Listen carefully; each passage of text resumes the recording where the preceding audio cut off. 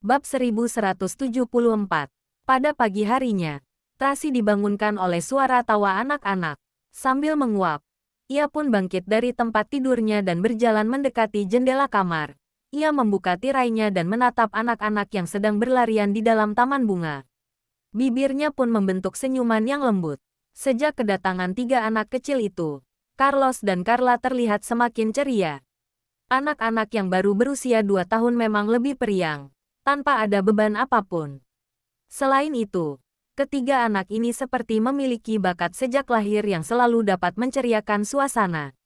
Pada saat itu, Carla dan ketiga anak kecil itu sedang bermain kejar-kejaran di tengah hutan. Carlos duduk minum di samping sambil tersenyum melihat mereka. Pandangan Carlos sangat lembut. Ia langsung mengingatkan Tracy dengan Lorenzo. Pantas saja Lorenzo sangat menyukai Carlos. Ia benar-benar mirip dengannya. Tidak hanya dari penampilannya, namun ia juga memiliki ketenangan yang sama. Saat sedang membayangkan pencitraan, tiba-tiba terdengar suara ketukan pintu dari luar. Masuk, Tracy mengenakan jaketnya. Naomi membuka pintu dan masuk ke dalam. Lalu melaporkan, "Nona Tracy, Nyonya Besar Louis sudah bangun. Ia sedang membawa hadiah ke taman bunga. Sepertinya ia ingin memberikannya pada anak-anak." Sepagi ini, Tracy berpaling menatap ke arah taman. Benar saja. Maggie bersama rombongannya masuk ke dalam taman bunga. Ia dengan ramah menyapa Carlos dan Carla bersama tiga anak kecil itu, dan memberikan hadiah kepada mereka. Benar. Baru pukul 7 pagi. Naomi tidak tahu harus tertawa atau menangis. Aturan tata krama dalam keluarga kerajaan jadi berbelit-belit. Aku melihat Tamara sudah bangun pukul 5 pagi tadi dan memerintahkan rombongan pelayan menyiapkan sarapan untuk Nyonya Besar Louis. Kemudian membantu melayani Nyonya Besar beres-beres. Mereka bahkan bekerja lebih keras dari kalian. Tracy berkata sambil bergurau. Lalu berjalan masuk ke dalam kamar mandi. Benar. Sekarang baru menyadari kalau aku dan Paula benar-benar beruntung. Naomi membuka pintu ruang ganti untuk membantu Tracy menyiapkan pakaian. Apa yang ingin Nona pakai hari ini? Pakaian formal atau pakaian santai saja? Tracy asal menjawab. Hari ini aku sudah berjanji akan membawa anak-anak pergi berkuda. Tapi, Nyonya Besar Louis berdandan begitu mewah. Aku kan bukan Nyonya Besar. Baiklah, aku paham. Naomi memadukan pakaian bernuansa barat dengan sepatu bot Dr. Martens yang keren. Rambut panjangnya juga disanggul, membuat penampilan terlihat mengagumkan. Begitu berpengalaman dan berani.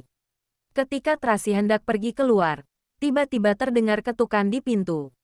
Naomi pergi membukakan pintu. "Kak Jeff." Jeff berjalan masuk ke dalam ruangan sambil menundukkan kepalanya dan melaporkan, "Nona Tracy, semuanya sudah diselesaikan." "Apa benarkah ada orang yang sengaja membuat kekacauan?" Tracy segera bertanya. "Benar." Jeff menganggukkan kepalanya. "Kita sudah menemukan tersangkanya. Tapi ia melarikan diri ketika kami berusaha menangkapnya. Saat dini hari tadi, aku sudah memeriksa lagi ke tempat kejadian. Saat ini tidak ditemukan adanya potensi masalah. Tapi, kita belum memeriksa rombongan yang datang bersama Nyonya Besar Louis. Rombongan Nyonya Besar Louis tidak mudah untuk memeriksanya."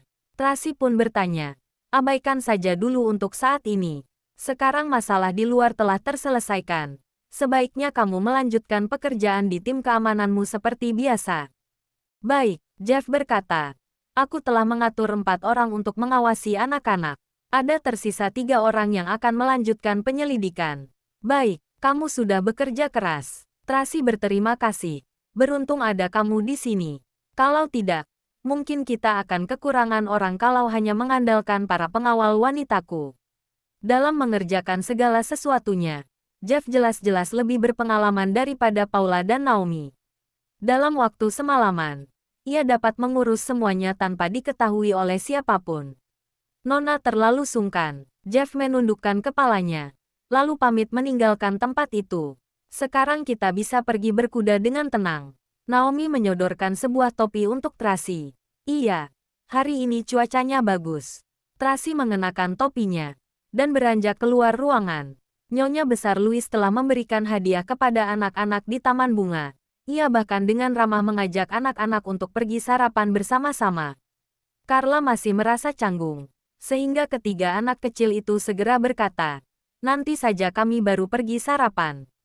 Sekarang kami mau menangkap kupu-kupu. Nenek pergi makan duluan saja." Lalu, ketiga anak itu pun segera berlari. Bitty bahkan menarik Carla bermain bersama. "Kak Carla, cepat ke sini. Nenek Magi, sampai jumpa." Carla yang belum selesai bicara sudah ditarik pergi oleh Bitty. Bab 1175.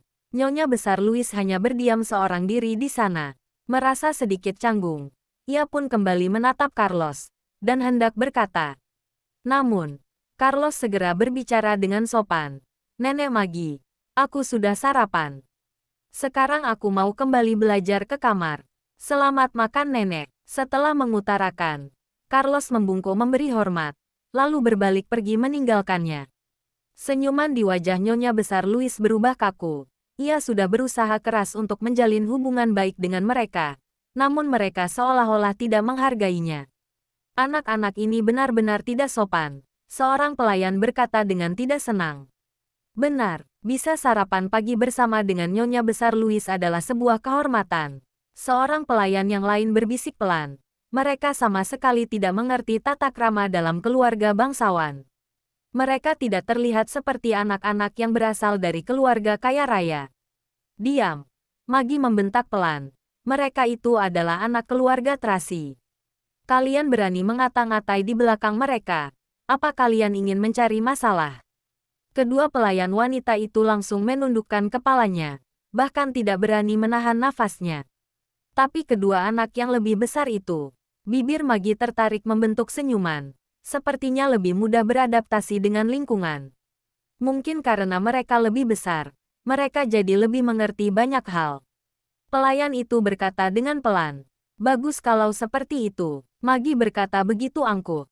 "Kalau ingin masuk ke dalam keluarga Louis, seharusnya mereka mengerti banyak hal. Kita bahkan tidak tahu siapa ayah mereka. Semoga ia tidak pernah muncul di hadapanku." Untuk menghindari kerumitan dalam hubungan antara ibu mertua dan menantu perempuan, Tuan Besar Louis sengaja tidak memberitahukan identitas ayah anak-anak Tracy. "Mana mungkin berani Nona Tracy masuk ke dalam keluarga seperti kita ini. Pria itu pasti akan merasa begitu malu," kata pelayan itu sambil tertawa. "Nona Tracy datang." Tamara tiba-tiba berbisik pelan mengingatkan mereka.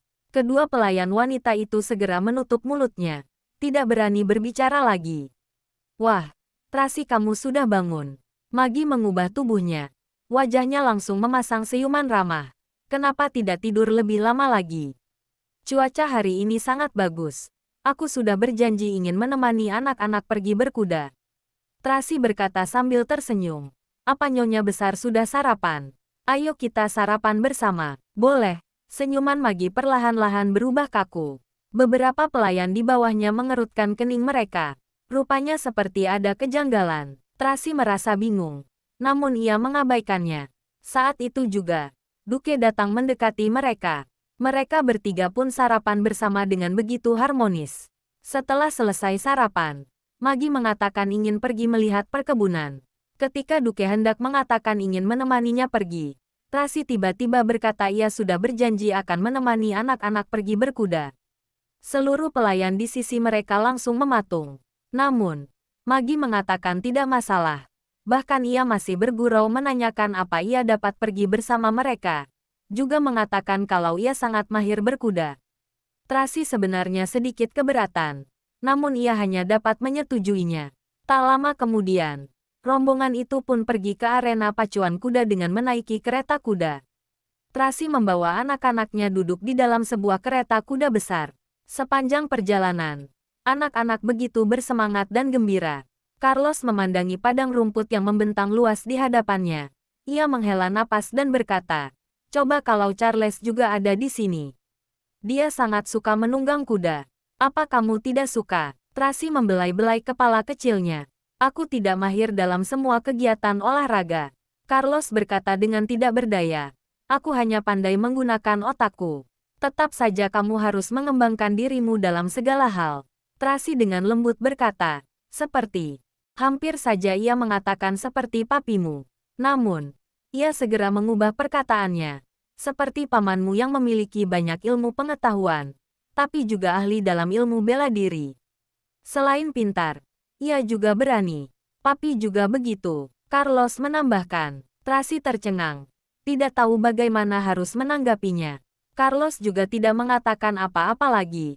Lalu memainkan tablet di tangannya. Ia suka menggunakan barang-barang elektronik. Namun bukan bermain permainan, melainkan meneliti perangkat lunak dan teknologi IT. Aku juga kangen dengan Papi dan Charles. Carla berubah cemberut.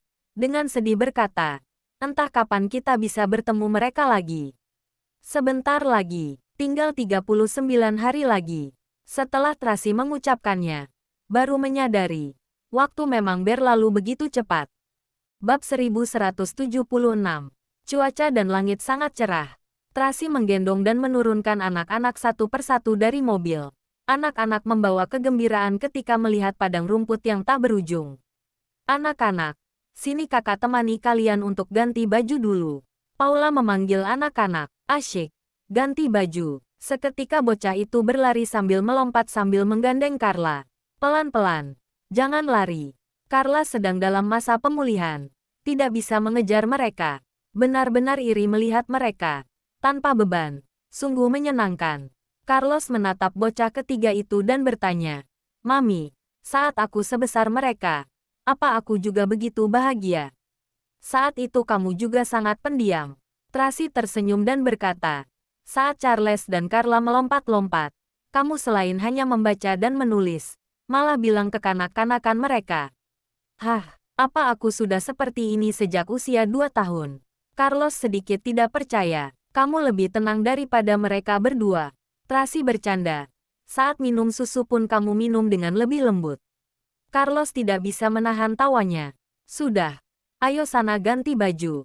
Mami akan mengajarkanmu berkuda. Tracy mendesak. Kita harus berkembang lebih jauh menyeluruh.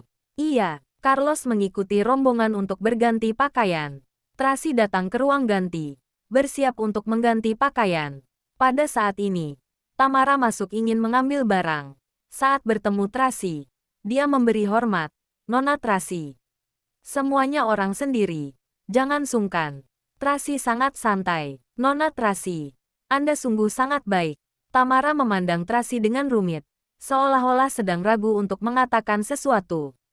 Jika ada sesuatu yang ingin disampaikan, sampaikan saja. Tracy tersenyum. Aku tahu. Brookmore adalah keluarga yang tidak bersaing. Status Anda tinggi. Kami tidak berani mengabaikannya. Tapi ada satu masalah. Setelah saya memikirkannya, tidak tahu apa harus mengatakannya pada Anda atau tidak. Tamara berbicara dengan sangat bijaksana. Katakan saja. Tracy menatap dari cermin. Nyonya besar Louis lahir di keluarga kerajaan. Etiket keluarga kerajaan sangat rumit dan banyak aturan. Terkadang hal-hal yang menurut orang lain hanyalah masalah kecil, tetapi sebenarnya harus dihormati dan dipatuhi. Setelah berbicara sampai di sini, Tamara dengan cemas menjelaskan, Nona Tracy, mohon jangan salah paham. Aku tidak punya maksud lain. Aku hanya ingin dengan tulus memperingatkan Anda. Aku mengerti. Tracy tersenyum ringan. Aku terbiasa bebas. Memuaskan Nyonya besar Louis bisa dimengerti. Terima kasih atas pengertianmu. Tamara menundukkan kepala dan memberi hormat. Berkata dengan takut-takut. Aku keluar dulu. Ya, jawab Tracy. Melihat punggungnya, lengkungan di bibirnya perlahan menjadi lengkungan yang datar. Menurut Nona, apa dia benar-benar tulus memperingatkan Nona? Naomi mengambil pakaian berkuda Tracy dari ruang ganti. Menurutku, ada maksud lain. Sudahlah. Tracy bahkan tidak menganggap serius perkataan tadi. Paula sudah mencari informasinya. Tamara dan Duke adalah sepupu yang dipisahkan oleh 3 generasi. Dan status keluarganya berada di tengah. Tapi dia sangat gigih. Dia mempelajari pengobatan barat. Setelah lulus, dia terus mengikuti Nyonya besar Louis. Naomi sambil membantu Tracy mengganti pakaian sambil berkata, walaupun dia terlihat rendah hati dan sopan, terus merendah, seperti tidak punya kesalahan. Tapi aku selalu merasa dia memiliki niat buruk. Kamu ini, namanya menakuti diri sendiri. Tracy tersenyum. Sebelumnya ada Victoria Hilton. Jadi aku juga harus waspada terhadapnya. Benar yang Nona katakan. Naomi berkata dengan senyum masam. Tidak tahu kenapa. Begitu melihatnya, aku jadi teringat Victoria Hilton. Tidak bisa hanya melihat orang dari penampilannya saja. Tracy berkata dengan objektif. Tanpa bukti apapun, kita tidak boleh menuduh orang. Selain itu, bahkan jika benar dia menginginkan sesuatu, ambisius itu normal. Asalkan dia tidak menyakiti orang lain. Tenang saja, aku akan mengawasinya. Akan kupastikan dia tidak berbuat sembarangan, kata Naomi. Tapi, perkataannya tadi sebenarnya juga masuk akal. Aku lihat Nyonya Besar Louis tadi pagi agak sedikit tidak senang. Mungkin dia pikir kita tidak mengerti sopan santun. Bab 1177. Ya, aku juga melihatnya, kata Tracy dengan pelan. Tapi itu tidak penting. Aku hanya ingin orang-orang tahu. Aku bukanlah aksesoris seseorang. Dan tidak ingin merasa lebih tinggi dari orang lain. Aku adalah diriku sendiri. Jika mereka dapat hidup, itu bagus. Jika tidak, ya sudah. Benar-benar, Nona Tracy kami sangat baik. Tidak perlu berkompromi pada orang lain. Naomi sangat mengagumi sikap Tracy. Tapi Nyonya Besar Louis masih terlihat tenang. Tracy berkata dengan tujuan. Setidaknya untuk saat ini, dia sangat menghormati dan menghargaiku. Bagaimanapun, keluarga Louis masih mengandalkan kekuatan Tuan Lorenzo. Naomi secara lebih subjektif. Sekarang tidak berani menyakiti kita. Tentu saja mereka harus berperilaku baik. Perkataanmu masuk akal juga. Tracy tersenyum. Tapi aku masih ingin berpikir positif terhadap orang lain. Kamu terlalu baik hati. Ketika keduanya selesai berganti pakaian, mereka keluar dari ruang ganti. Maggie sudah bersama dengan anak-anak. Dia mengajarkan dasar-dasar berkuda dan memperagakan caranya kepada mereka. Carla dan ketiga anak itu belajar dengan sangat serius. Carlos menyaksikan diam-diam dari samping. Sikapnya sangat acuh tak acuh. Mami, Carla yang melihat Tracy keluar, segera berlari ke arahnya dan menariknya. Ayo cepat lihat, Winnie sudah bisa menunggang kuda. Hati-hati ya. Tracy menolehkan mata, memberi isyarat untuk berhati-hati.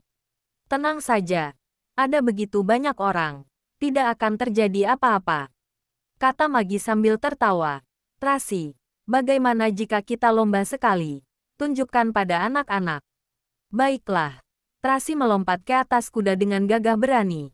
Lumayan, Maggie memujinya. Aku akan menjadi wasit. Duke dengan senang berlari ke sana dan menjadi wasit mereka. Naomi dan Paula menjaga anak-anak dari samping sambil menonton. Carlos yang awalnya acuh tak acuh-acuh menjadi sedikit menantikan. Duke mengangkat senjata wasit dan melepaskan tembakan ke langit. Tracy dan Nyonya Louis berlari kencang ke arah depan. Anak-anak bersorak girang di sekelilingnya. Ayo Mami, ayo Bibi. Para pelayan juga menggenggam tangan mereka dan menyemangati Nyonya Besar Louis. Duke memandang dengan gugup ke arah dua orang yang sedang bertanding tersebut. Tiba-tiba Tamara yang ada di sebelahnya bertanya, "Kakak, kamu berharap yang menang adalah Nyonya Besar Louis atau Nona Tracy?" "Menang atau kalah tidak penting," ucap Duke sambil tertawa. "Yang penting mereka senang." "Kakak kamu sungguh baik," kata Tamara. Duke hanya fokus terhadap kedua orang yang bertanding. Dia tidak memperhatikan kata-katanya. Tamara juga tidak mengatakan apapun lagi dan berjalan ke samping. Pertandingan berakhir imbang. Maggie dan Tracy sampai di tujuan di waktu yang sama. Duke mengumumkan, keduanya seri. Sama-sama juara pertama. Anak-anak tidak peduli apa itu seri. Mendengar dua kata juara pertama sudah membuat mereka senang. Carlos dan Carla yang awalnya tidak begitu tertarik menunggang kuda, mulai merasa penasaran karena pertandingan persahabatan ini. Mereka mulai belajar dari Tracy cara menunggang kuda. "Tracy, kamu seorang diri bagaimana mungkin bisa mengajari begitu banyak anak? Biarkan Duke membantumu." Maggie berkata sambil tersenyum. "Duke, kamu tidak segera membantu?" "Oh ya, benar." Duke berbalik dan segera membantu mengajarkan anak-anak cara menunggang kuda. Maggie duduk di satu sisi meminum kopi sambil beristirahat, menggelengkan kepala dan menghela napas. "Anakku yang bodoh, terlalu jujur." Tuan Duke Louis itu polos. Pelayan berkata sambil tersenyum. "Terlalu polos. Jadi tidak bisa menaklukkan wanita." Maggie memandang Tracy dengan dalam. "Wanita ini bukan orang yang bisa dikendalikan orang biasa." Para pelayan tidak berani berkata apa-apa. Tamara yang sedang menuangkan kopi berkata dengan santai, "Aku mendengar kata-kata ini di film. Tidak peduli seberapa kuat seorang wanita, setelah dimiliki, dia akan menjadi domba kecil." Dimiliki. Magi menggumamkan kata itu dan matanya berbinar. Itu benar. Bab 1178.